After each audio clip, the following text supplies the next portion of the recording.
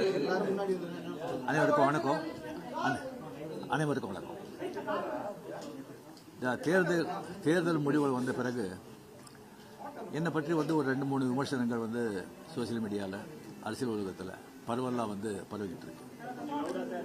அதுக்கு நான் விடை கொடுக்கலன்னு சொன்னால் அதே உண்மை ஆகிடும் அப்படின்னு ஆகிடும்.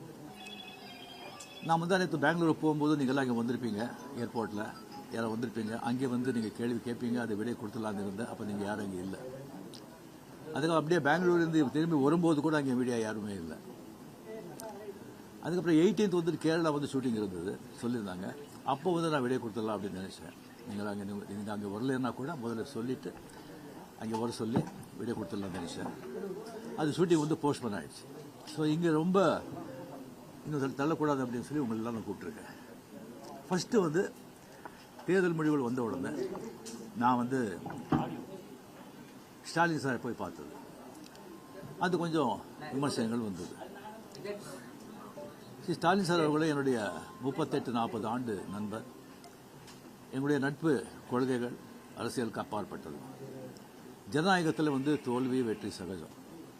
இருந்தாலும் ஸ்டாலின் அவர்கள் அந்த குளத்தூரில் தோத்தது எனக்கு கொஞ்சம் சங்கடமாக இருந்தது. அதுக்காக ஒரு நண்பனுங்கிற முறையில், நட்பு முறையில் அவரை போய் நான் பார்த்தேன். அதுக்கு நான் இந்த விஜய் சிஎம் ஆகக்கூடாது, போருக்கு வரக்கூடாது, அதை தடுக்கிறதுக்கு ரஜினி அங்கே போயிருக்காங்க, வேறு ஏதோ 2 பெரிய பார்ட்டியை சேர்க்கணும்னு சொல்லி பேசுகிறாங்க அப்படின்னு சொல்லி விமர்சனங்கள் வெளியே வருது. அந்த சூழ்நிலையில் நான் அதெல்லாம் பேச முடியுமா? அப்படி பேசுகிற ஒரு தரங்கெட்ட ஆள் ரஜினிகாந்த் இல்லை. அது தெளிவுபடுத்துகிறேன். ரெண்டாவது நான் அவர் வாழ்த்து சொல்லலை. ஏர்போர்ட் போகும்போது வாழ்த்து சொல்லலை. அவர் ஜெயிச்ச உடனே எக்ஸ் தளத்தில் என்னுடைய வாழ்த்துக்களை நான் அவருக்கு பதிவிட்டேன்.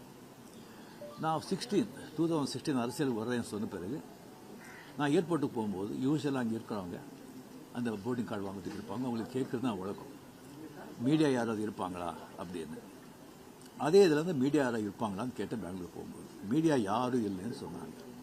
சரியா சொல்லி நான் போயிட்டு இருக்கும்போது திடீர்னு ஒருத்தர் ஒரு மீடியா ஆள் மாதிரி தெரியல எனக்கு. ஒரு சின்ன ஃபோன் வச்சுக்கிட்டு விஜய் ஒரு முதலமைச்சர் இருக்காரு அப்படின்னு சொன்னேன். நான் என்ன செகண்ட் ஷாக், மீடியா மாதிரியே தெரியல எனக்கு. ஃபோன் வச்சுக்கிட்டு நான் அப்படியே பார்த்து சிரிச்சு நான் போயிட்டேன். அதுக்கு வாழ்த்துக்கள் சொல்லலை அப்படின்னு சொல்லி அதுக்கு ஒரு விமர்சனம். இன்னொன்று விஜய் மேலே எனக்கு பொறாமை அப்படின்னு. நான் அரசியல் இல்லை, அரசியல் நான் இல்லைன்னு சொல்லி விலகி ஆச்சு. அரசியல் நான் இல்லாத போது அவர் மேலே எனக்கு ஏன் பொறாமை? ஒருவேளை கமல்ஹாசன் ஏதாவது முதலமைச்சர் தான் எனக்கு பொறாமை வந்திருக்குமோ என்னமோ தெரியாது. அப்போ கூட வந்திருக்காது. கிடைக்காது கிடைக்காம இருக்காது, கிடைக்காம இருக்கிறது கிடைக்காது. ஸோ இன்னொன்று எனக்கும் விஜய்க்கு எனக்கும் விஜய்க்கு ஒரு ஜெனரேஷன் கேப், கிட்டத்தட்ட 25 இயர்ஸ் டிஃப்ரென்ஸ். நான் முதலையே சொல்லியிருக்கேன். நான் விஜய் நான் இதை கம்பேர் பண்ணிக்கிட்டா அது எனக்கு நல்லது இல்லை, கெட்ட பேர். விஜய் என்னை பற்றி கம்பேர் பண்ணிட்டா அவருக்கு நல்லது இல்லை. சின்ன வயசுலேருந்து அவர் பார்த்துட்டு இருக்காரு. அவர் சிஎம் ஆனதில் எனக்கு என்ன போகிறாங்க? அது இவ்வளோ சின்ன வயசுல 52 வயசுல எம்ஜிஆர் என்டிஆர் சாதனை பண்ணுறதை விட அதை விட ஜாஸ்தி. கம்ப்ளீட்டாக சென்டர் பிஜேபி எவ்வளோ பெரிய பவர்ஃபுல் சென்டர். இங்கே 2 பெரிய கட்சிகளை எதிர்த்து தனி ஆளை ஜெயிச்சிருக்காங்க. அது நம்ம சினிமா இண்டஸ்ட்ரியில் இருந்து.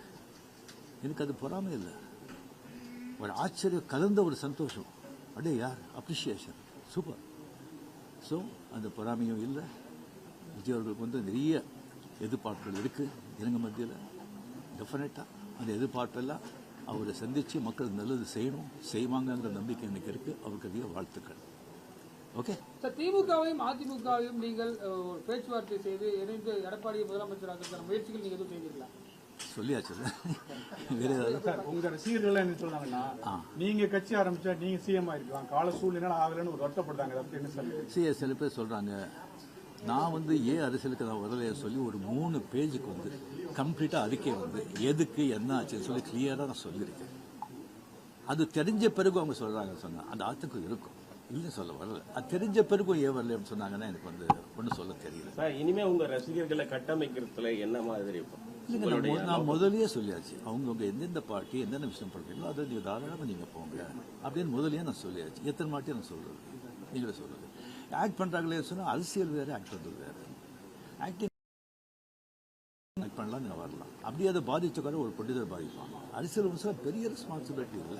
கோடி கோடி மக்கள் அவ்வளோ ஈஸி இல்லை. இப்ப நேத்து கமல் சார் வந்து சந்திச்சு 6 கோரிக்கை விட்டிருக்காரு திரையுலகத்தை பத்தி.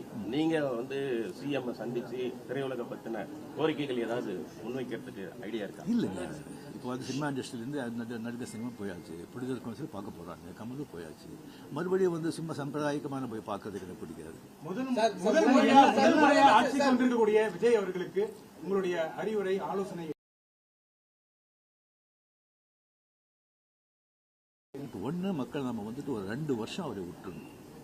2 வருஷம் ஆகட்டும், ரசிகர்கள் ஆகட்டும், ஜாகிரதையாக வந்து நடந்துக்கணும். இந்த சென்ஸ் அவர் என்ன தப்பு பண்ணா கூட அது ஸ்ட்ரைட்டாக விஜய்க்கு தான் பாதிக்கும்.